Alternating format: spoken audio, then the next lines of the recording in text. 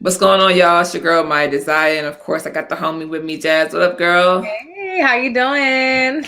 Listen, I'm here. This episode is bonkers, episode 10, titled Nasty Girl Records, and it's a lot going down right For now. real, So it's a lot. let's just jump right into it. We left off with the girls launching Nasty Girl Records, right? And of Mhm. course, Zadie being the inspiration for them starting the record label. Right. Now, of course, they're doing promo, which I really love. Like, I love this whole going to the radio station. Like, Yeah. you know what I'm saying? Like, I thought that was dope. Like, it really shows you, like, the music industry per like what I've seen, in the streets and whatnot, stuff like that. Yeah.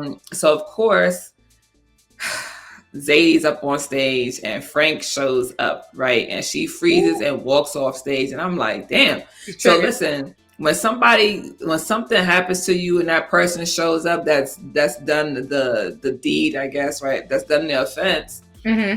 and you can get frozen and walk off, like, that shit was serious and or it's still holding weight over you, right? And Right. so of course, they talk about it further on in the kitchen scene and Little Muffin, which I'm not surprised. I actually like how they play this out, right? Little Muffin is like, well, Frank ain't never do nothing to me, and I just ain't put myself in that type of position to be, basically assaulted. Right. And I was like, wow. Yo. But I love Zadie's response, which was, little girl, you are a child and you don't know me. You know what I mean? Like, what did you feel like in that moment? Because I think this set the tempo for the entire episode. You know what I mean? What would you feel about that? I mean, before knowing what initially really happened, I mean, I could relate. It's like those when you're naive and you're not mature enough to understand that situation. Of course, your first reactions is like, oh yeah, I mean, whoever got assaulted probably was the one who set themselves up for failure. But being the victim, you see a different side. So, I mean, I could see why Zadie had that reaction towards Lil Muffin because she's just like young Yeah. and naive. So it's like, come on, Zadie, we know you could knock people's jaws into two, so let's not do that to Lil Muffin because she's real little, you know. Yeah, she was gonna break. Forget break her jaw. She was gonna break her whole face, and I was just Right. like, "Ooh, this is crazy." So, of course, Naomi is like she wants to take on Frank, and Eric is like, "Bro, this is gonna do. It's too much for us right now Mhm. because we're trying to launch this record label. Like, we Right. can't have that kind of heat on us. You feel me? Like, and so I think." Interestingly enough, I probably hated Eric this episode, right? Only because I don't like the narrative of how black men kind of let other black men slide. You know what I mean? So it's like, Mm-hmm. this shit, it look foul, it look a little weird, Mm-hmm. but you're not willing to call them out on it. They And here's the thing, like, when they start going down this path, do we realize that Frank only has female artists? don't. Like, I mean, I originally didn't know that until I seen like the history of the victims. It looked like yeah, all women. I thought that was crazy. And Yeah. I was just like, wow, okay. He Now, knew what of he was doing. course, yeah, he did. He did. So, of course, we get into our little love bug, that's what I'm gonna call her, love bug Valeria. She's Hopeless trying to, romantic. yeah, she's trying to write a song for Thomas, and she's like, I can't figure it out, and I don't even know you, and we haven't said I love you yet. And then they find this quiz of how to fall in love with somebody in 50 questions, right? I love that. Did you love that? I did. I've actually Back seen in the day, like the stuff like cosmetology that. magazines, Yes, cosmetology or whatever. Cosmopolitan. Yeah, I love that magazine. Yeah, it's one of my favorites. But it was really cute. I was like, they softening Valeria up a little bit. Okay, I see you. I see you. So of course, they have this moment, and she shares with him the only picture that the private and guest investigator was able to find of her and her mom. And I thought that was a touching moment. Do you think he is bringing out a better side of her? I believe so, and she's just not ready and comfortable with it. It's like when you've been scarred and you've been damaged, it's hard to, like recuperate from that. Right. I don't want to like compare her to a rescue dog, but like when you rescue an animal, right? It comes with a lot of baggage and you kind of got to like retrain the new home, the new environment. Yeah. So it's kind of like the same concept with Valeria. It's like she's not used to this love that this man is willing to give. You know, it's like he's trying to rescue her. Yeah, that's actually a great analogy. Like I'm gonna go with you on that one. I like it. Um, so the shocker of the episode for me is probably this next person, Jill, who we see her in church, right? You know, and I'm thinking, okay, this is a great sermon. This is what she needs to hear. She goes back to the pastor's office, and at first it looked real like needy, right? Because I couldn't understand the dynamic of what was happening, and then she got slapped. Cool. And he was like, apologize to your father. And I was like, hell no. And in my notes, I'm like, hell no. Don't no grown ass man get to touch a woman like that, you know, especially if he's her child, you know. But I was so blown away. And then I understand the dynamic of what's happening as we get further onto the episode. But like, did that catch you? Because it caught me. It did. I was just like, whoa, pastors hitting women now. But then, like, right, I was waiting for something afterwards, so that line put two and two together. Because I'm like, there's no way. Yeah. Like, my first reaction was like, because of her reputation or what. But then it makes sense. Dad, like, apologize for, you know, all the wrongings she's been giving. But yeah. I agree. I definitely was not, you know, feeling it. And let's just stay with her for a second, and we can just run it down because we have other big fish in the episode, so we can run on Jill real quick. The whole conversation, you know, like they have lunch together, right? Because he's in LA, and he's like saying, you know, did you consider like how what you did was going to affect the family, and you know it took a toll on me and your mom, and after all we've done for you, you know how ungrateful you are. And you see a child, you see her inner child so desperately wanting to be loved and accepted by her dad in this episode. And I was just like, damn, like this is crazy. And I hated that, you know, he had to get drunk in order to be kind to her, right? Like, you know, like, I love you and I'm proud of you. Meanwhile, you know, the minute that he sobered up, he was like, what are you doing here? Who let you in? You know, were you ready for her to do what she did at, you know, as far as standing up to him and saying like, I'm not dealing with this with you no more? I definitely was. You know, like seeing her in her role, not saying that what her father said wasn't right, you know, because there were things that she was all over the place. Let's keep it real. You went from being married to find yourself then telling the whole world instead of telling Darren privately. So it's like he kind of just told her straight up, like, you were the product of your demise. Like, you were the one who led it up to that. Like, I don't blame, like I didn't blame Darren, like, for doing what he did. Crazy. But I mean, I liked how she just let him have it at the end. Number one, like, you gonna put your hands on me. I was for that in the beginning. I would have laid it to him at the church. Right. He got the moment to be caught up drunk. Yeah, I do agree. I think my favorite part with her was just that she said, like, this is what love looks like, and this is what God's love look like, you know. And she was saying that, like, you know, hey, I'm not perfect, but I know that X, Y, Z, and this is how God will love, and you don't even love yourself, you know. So I really like that because I thought that it stood out, and it I'm pretty sure it hit home for a lot of people who will watch it, so who've had some sort of, you know, back and forth with parents or whatever. So I thought that was interesting. Of course, we see Naomi and Eric at lunch, and none other than Frank walks in and he daps Eric up. And again, like I said, not very happy to see this dialogue between Eric and Frank. Like, there's no like, nah, my God, like, I'm good over here. And like him saying that he's going to show up at the concert, like, you know, could have been like, nah, you're not welcome. You know what I'm saying? Right. What do you think about that change? I mean, I get that, right? And I get it, like, but like being the man, because sometimes I like to give people benefit of a doubt. Like, but I know that the allegations, and I'm not saying it wasn't true. Obviously it was. I mean, obviously it was true. But like, outside looking in, him not really knowing the full pieces, do you feel like it was his part to point the finger and be like, yeah, I ain't banging with you because of it? You know what I mean? Or maybe because It's No, tough. no, no, no. I think actually I agree with you, right? Because and this is one of those conversations where men would be like, "Well, y'all are emotional, right?" And they would Yeah. be absolutely right because we are emotional. We're emotionally invested because we're women, and also we want to save her, right? And so there was this piece that wasn't thinking very logically, I guess.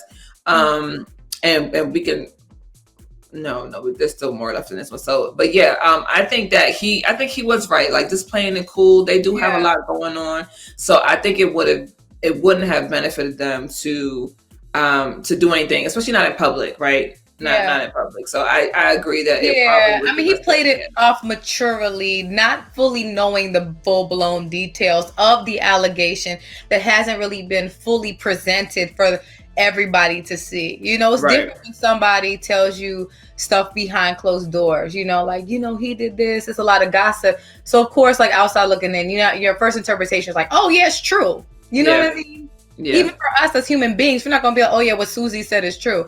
Like, you got to like roll with the punches, feel it out, and then see for yourself. Yeah. Yeah. I So agree with that. not I not agree. defending the man's role or Right. anything. Yeah. No. No. I feel you. I feel you. And of Self. course we have old girl Valeria self sabotaging, right? Again into our argument. Now I kind of feel like she lied in a sense. Like we know that she would have preferred the bag. Let's just be real. When he showed up with the fly, Yes. I'm Mhm. like, sis, you know you would prefer the bag. Would you prefer the bag? Y'all tell Just me. say that. I was excited that he brought the bag, but then he brought the food. I was kind of like, eh. Listen, it's Valeria. You were supposed to get her both, okay? Like you already know who you're dealing with. You got to do it right. Yeah. I do feel like that was a self sabotage moment for her. She was just finding a reason to pick a fight. Yeah. And in that moment, I was just like, "All right, girl. Like, I'm over you." Right. No, for sure. I mean, I did like the cute gesture that Thomas did Absolutely. because again, I mean, they only known each other for like 2 weeks, not even a whole month. So it's kind of like you don't want to do too much because it might be doing the most. Like if he did bring the bag, it might be like, oh, he's just trying to buy my love. It might be Hmm. something else for her to just find a reason for it not to work. So Right. he didn't know what to do. You can't even blame the man. He don't really know her like that, but he's trying his best. He's trying, and I like because we can cap with Valeria, but I like that Lil Muffin and Jill gave her the truth. Like Jill's like, this is you trying to sabotage something that might be good. And Lil Yeah. Muffin threw her little sarcasm, and they're like, oh my goodness, here you are running away from Mhm. a man that's good for you, and we're talking about men that are bad. You know what I mean? So Yeah. like, make up your mind, and Yeah. and for Valeria, we end off with her trying to kiss Eric. But I was so happy my man's was like, nah, bruh. Like, I'm gonna be a Yeah. good friend to you right now. I see what you're trying to do. So that was like my favorite episode. And I like that Thomas Yeah. came in a way that wasn't confrontational because he Yeah. could have assumed something was happening, but he didn't. Like, what did you think about that overall scene with that? I liked how that happened, like with you with the Eric. It's like, okay, Eric. That's why he was like, people do change. Like he gave her a hug. Mm-hmm. Because I mean, what he would have done back in the day was accept that, flirtation and go get down with the get down. But he's like, Mm-hmm. no, man, like people change.